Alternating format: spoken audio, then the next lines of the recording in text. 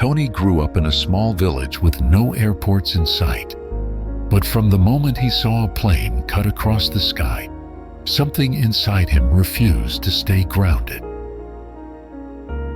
He was sent abroad to study with the elite, but surrounded by privilege, Tony always felt out of place, like someone who didn't quite belong in the sky he dreamed of.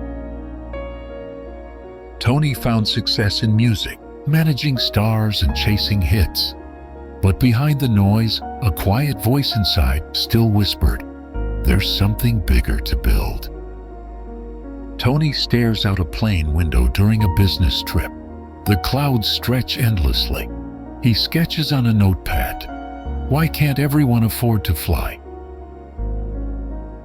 With no experience and no planes of his own, Tony bought a bankrupt airline for just 25 cents and took on $11 million in debt. People said it was insane. He thought it was destiny.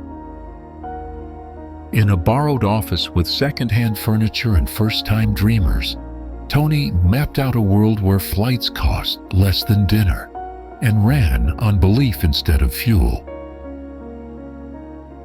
After 9/11, airlines across the world grounded planes, but Tony did the opposite. He doubled down because fear had opened a window the brave could fly through. When the first $3.99 promo dropped, it didn't just sell tickets, it unlocked something bigger. The idea that flying could belong to people who never thought they'd fly. The first flight wasn't about distance, it was about dignity, letting people feel the rush of possibility for the first time in their lives.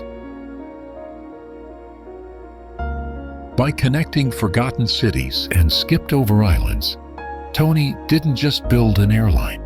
He rewired a region and gave Southeast Asia its own wings.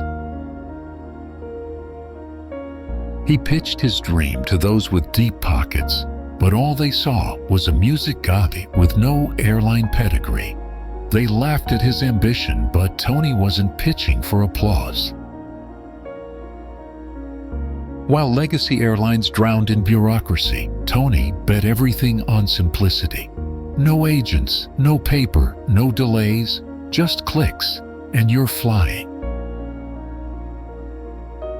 As he expanded, governments pushed back. Rivals used politics to block him, but the more they said no, the more the people said yes. Tony didn't just build a company, he built a culture, one where it didn't matter who you were, only what you believed was possible. For the next generation, he gave more than tickets. He gave them the courage to believe that even a village kid could change the skies. From rural towns to distant islands, Tony made flying feel like taking the bus. Cheap, easy, and human.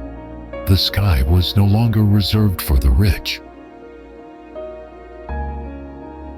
What started as a single struggling plane became a fleet. A red army that moved a continent, not with force, but with freedom. Years later, in the stillness of a flight, Tony revisited the question that changed his life and smiled.